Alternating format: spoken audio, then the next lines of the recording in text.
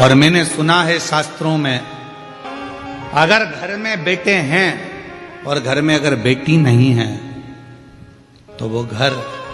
बिना कन्यादान के हमेशा सूना की सूना ही रहता है।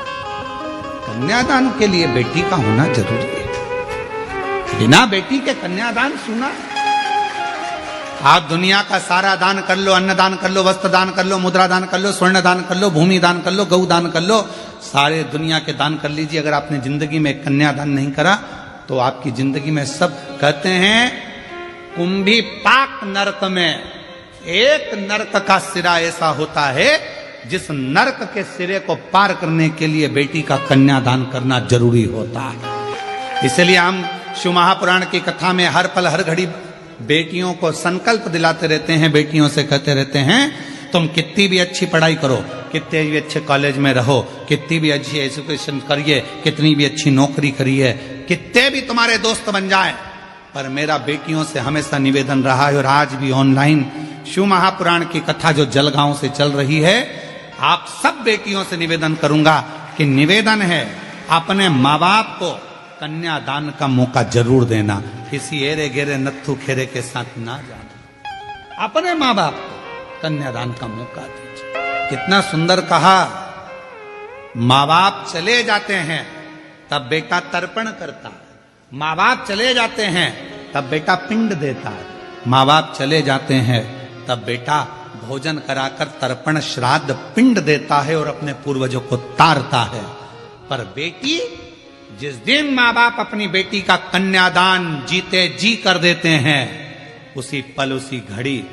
माँ बाप को नरक नहीं जाना पड़ता। फिर बेटा पिंड दे तो ठीक, तर्पण करे तो ठीक, तिलांजलि करे तो ठीक, माता पिता बैकुंठ का पथ जाता। चाय की जो केतली होती है ना, केतली तुम्हारे क्या बोलते, डोलची केतली क्या होती है, जब वो बहू हॉस्पिटल में रहती है तो घर की जो लेडी से रहती हैं तो वहाँ हॉस्पिटल ले लेकर रोज 2-3 दिन तक जाती हैं, दूध की केतली, डंगल क्या बोलते हैं, केतली बोलते हैं ना, और ऐसी रहती है, उसमें कड़ी लगी रहती है नीचे, उसको हिलती रहती है।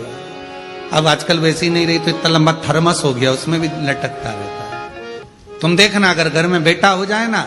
तो जो केतली लेकर आती है ना, उसकी केतली बहुत हिलती है और थर्मस बहुत हिलता है। सिर पे पल्लू भी, छोरा हुआ है, बेटा हुआ है, दादी बन गई, दादी बन गई, और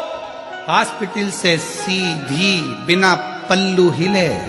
नॉन स्टॉप केतली भी बिना हिले जा रही है, तो पूछने की जरूरत नहीं है कि लड़का हुआ कि लड़की, समझ में आ जाएगा लड़की हुई है। ना केतली हिली ना मुंडा हिला, छोरी चली जा, बोली नहीं। पर कौन समझाए कि बेटे से ज्यादा अगर बेटी एक घर में जन्म ले लेती है, बेटा एक कुल को तारता है और बेटी 2 कुल को तार देती है।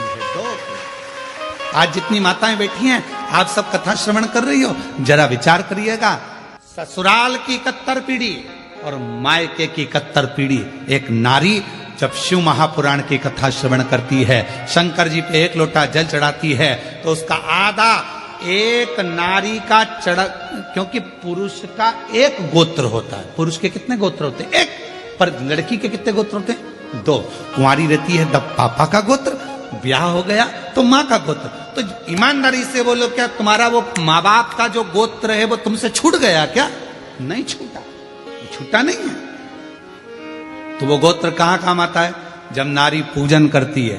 व्रत करती है, आराधना करती है, साधना करती है, शिव महापुराण की कथा श्रवण करती है, तब उसका पुण्य